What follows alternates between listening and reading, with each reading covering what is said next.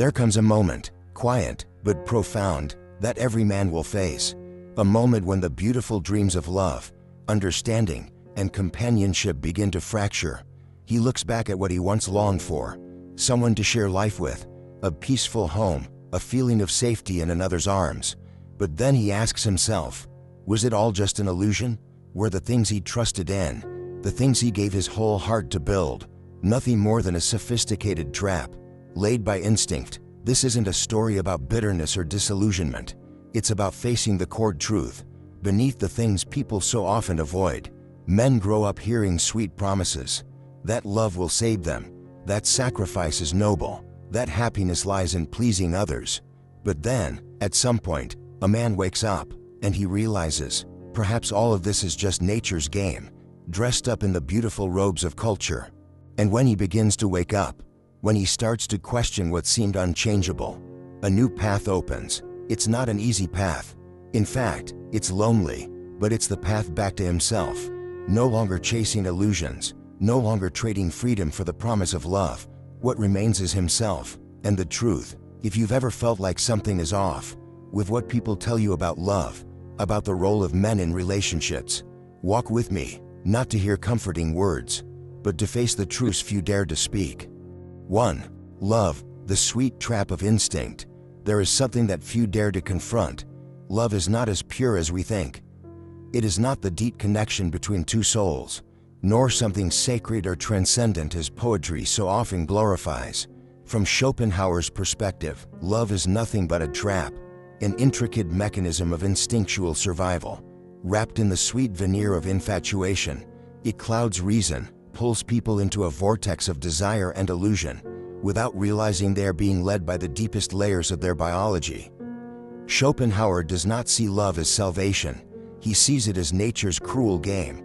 Behind every heartbeat, every longing, every whispered promise, lies one ultimate goal: the continuation of the species. That flutter in her chest, that magnetic pull toward someone, it's not fate, it's nature's bait, a biological setup, meant to drive two compatible bodies together, to fulfill the mandate of reproduction. For Schopenhauer, love is a sweet addiction. It lures men to surrender freedom, reason, even their life's purpose, just to chase an illusion spun by nature itself. How does it deceive us? It convinces us that the person before us is our perfect half, our destiny, the one who brings peace. But beneath that, as Schopenhauer lays bare, is nothing more than hormones, unconscious drives, all urging two bodies to meet for the sake of the species. It doesn't care about happiness. It doesn't care about soul connections. It only cares about whether those two bodies are genetically suitable to create offspring. And because of this, love is ruthless. It makes men, those who live for ideals and higher pursuits, willing to abandon it all, just to submit to instinct's call. Even those who build empires, shape history, can be brought to their knees by a smile, by a gentle gaze, the subtle cues nature has finely crafted in women as weapons of soft power. Schopenhauer calls this the will to live, a blind force that doesn't care for reason or freedom, but only for biological success. The tragedy: once instinct achieves its goal, once the child is born, once physical attraction fades, the illusion collapses. What remains? Often duty, emptiness, a sense of having lost something unnameable. Schopenhauer doesn't hate women, he doesn't hate love, he simply strips it down to its raw truth. If a man does not see it clearly for what it is, he risks trading his freedom, his purpose, his mind, for a fleeting sensation. Love makes men hostages of their impulsive emotions. It drags them away from the path of intellect, turning them from creators into servants. They abandon sleepless nights dreaming of ideas, for busy days of compromise and obligation, without understanding love's true nature. A man can bind himself with the velvet chains of instinct, soft, alluring, but slowly eroding freedom, passion, and purpose. For Schopenhauer, the answer isn't to reject love, but to recognize it for what it is: a function of biology. A man who desires to keep his spiritual freedom, his will, his higher path, must see love as part of instinct, not as something divine. Without that awareness, he risks losing himself in the arms of a woman, forgetting the larger mission waiting for him. Love, if left unexamined, becomes a velvet shackle, sweet but suffocating. It wears down freedom, passion, and the individual journey. But a man who understands this can stand firm. He can discern between true connection and biological compulsion, and in doing so, he won't lose himself on his path. 2. Women, the masters of emotional influence. In Schopenhauer's world, men are the builders, the creators who shape the external world with reason and power. But women, they reshape and mold these builders through an entirely different force. Not through brute strength, not through debate, but through emotion. And this, Schopenhauer believed, is the real battlefield, not fought on literal battlefields or in philosophical arguments, but within the soul, where emotion quietly steers reason off course. Schopenhauer confronted a truth many men would rather avoid. Women do not need physical strength to control. They wield a more subtle power, emotional influence. They know when to be soft, when to appear vulnerable, when to fall silent, and when to ignite the fire in a man's heart with nothing more than a glance or a perfectly timed pause. This is not accidental. It's a refined instinct, honed over centuries of surviving in a world where material power belonged to men. And women, to survive, learned how to maneuver minds and hearts. This emotional influence isn't loud. It isn't always obvious, but its effectiveness is undeniable. Men, no matter how great, no matter how capable of conquering the outer world, often collapse under the weight of a smile, a tear. Schopenhauer observed that men can resist adversity, endure hardship, but they easily succumb to women's emotional levers, not because they're weak, but because they don't realize they're playing a game where the rules do not belong to reason. Women, Schopenhauer said, don't need to argue to win. They simply create emotional states that destabilize a man. A touch of irritation to test him, a moment of tenderness to draw him close, a calculated distance to stir longing. They manipulate the emotional climate around a man like an experienced conductor leading an orchestra. Men may think they are leading, making decisions, but often they are simply responding to what a woman subtly guides. This is the warning Schopenhauer raised. Men often lose the game before they know they're playing, not because they lack reason or strength, but because they are fighting in an arena where they don't know the rules. They use logic to make sense of emotional behavior, while women bend logic with emotion. And so, men drift, believing they're deciding, when in fact, they are following unseen cues. In a broader sense, Schopenhauer didn't accuse women of manipulation out of malice. He saw it as a natural survival mechanism. In a world where material power was denied to them, women developed the emotional power as a form of balance. It is instinctual, a skill forged across generations, a necessary strategy for survival. Because of this, Schopenhauer didn't blame women. He simply urged men to recognize the dynamics at play. When a man becomes emotionally blind, he stops being himself. He starts adjusting, bending to accommodate the emotional needs of the woman beside him. He begins to sacrifice his principles, his passions, his life's purpose. Over time, major decisions are swayed by minor emotional needs. And eventually, he is no longer steering his own ship. He is reacting, living to maintain emotional comfort for someone else. Schopenhauer highlighted that it's not physical strength or social status where men most often fail. It's in the realm of emotion, and women, consciously or unconsciously, are masters at navigating this space. The danger? This form of control doesn't look like control. It wears the mask of love, of care, of justified needs. But when a man surrenders his freedom of thought, his life's mission, to these emotions, he is offering up himself. Without even knowing, Schopenhauer didn't call for men to fight women. He called for them to wake up, not to oppose, not to resent, but to be aware enough to protect passion, uphold ideals, to know where compromise ends, and most importantly, to remain himself, unbent, unshaken by even the most subtle of emotional tides. Free, marriage, nature's binding chain. In Schopenhauer's cold, unflinching gaze, marriage isn't the culmination of love. It isn't the sacred union of two soulmates, nor is it the beautiful convergence of companionship and shared dreams. No, marriage, he argued, is a trap, a finely crafted biological mechanism, set in place by nature, with one purpose: reproduction and the survival of the species. Everything else, from the grand promises of forever to the dreams of a happy family, even the lofty ideals of partnership and shared purpose, are mere thin coverings over the raw, primal truth. Schopenhauer saw through the comforting narratives that society spins. To him, marriage is the submission of man to the will to life, that blind, unrelenting force that governs instincts and desires, often bypassing reason altogether. A man, swept up in love's intoxicating spell, believes he is choosing, but he is merely a pawn, reacting to biological impulses disguised cleverly as emotion, and marriage is the final act of that sequence. It is the moment when a man signs his own sentence, trading freedom for the illusion of stability, seduced by the promises that both nature and society whisper. But Schopenhauer warned, the price of that stability is steep. It costs the soul, the ideals, and the pursuit of freedom. The moment a man steps into marriage, he no longer lives for himself. He begins living for others, for a system built by nature and social expectations to ensure the continuation of the species. And while Schopenhauer acknowledged the social necessity of marriage, its role in maintaining order, community, and reproduction, he asked, who really benefits from this arrangement? His answer was clear: nature does, the instinct for survival does.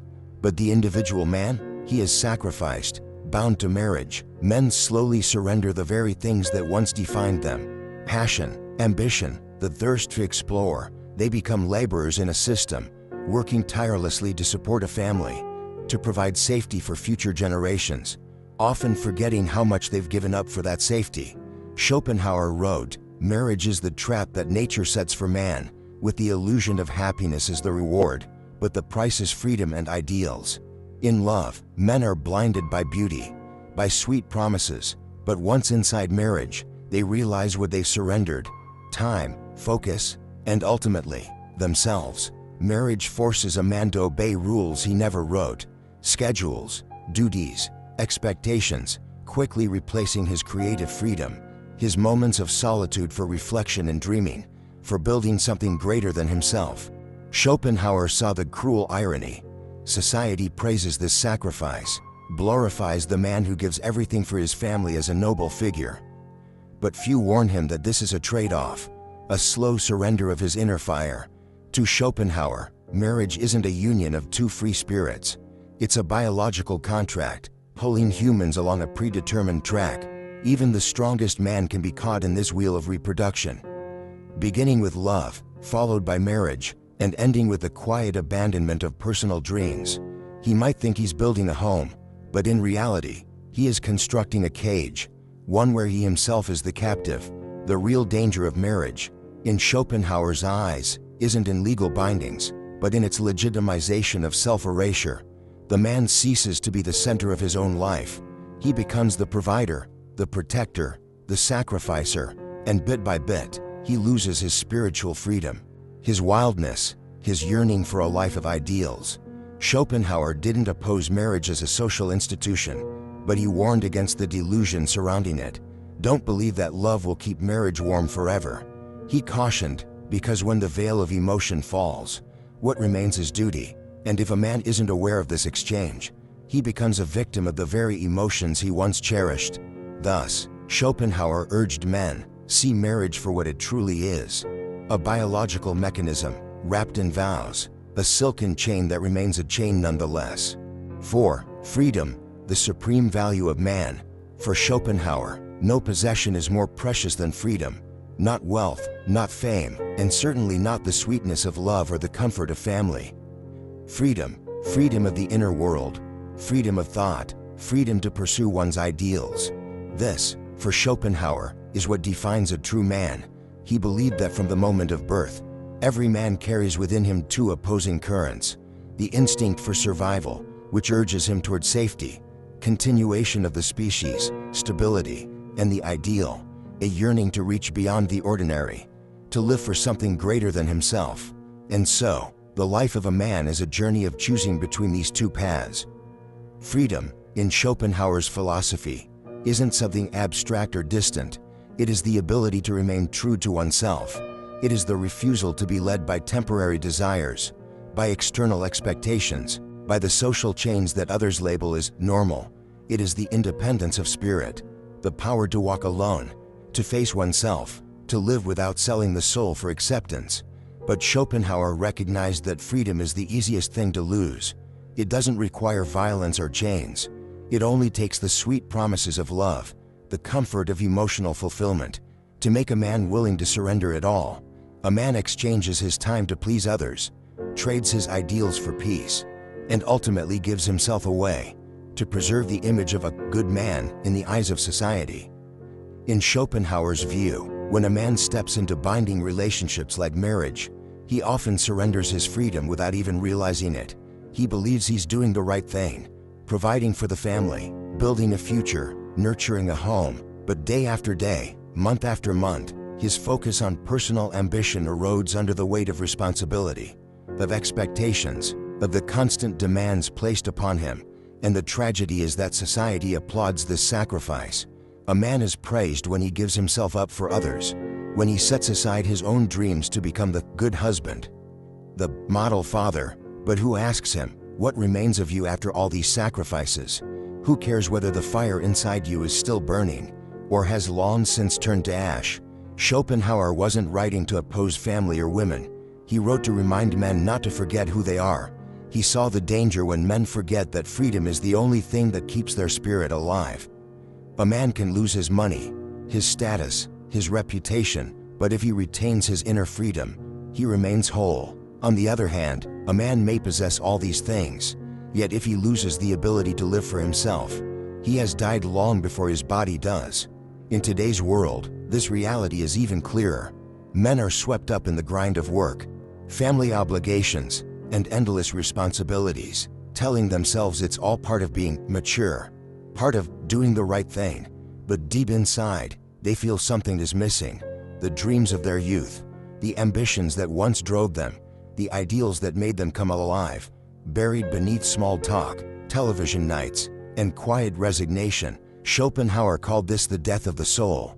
It's a silent death, no blood, no screams, but far more cruel, because the man still breathes, still smiles, still plays his role, but inside, he has vanished. Freedom doesn't mean rejecting relationships or responsibilities.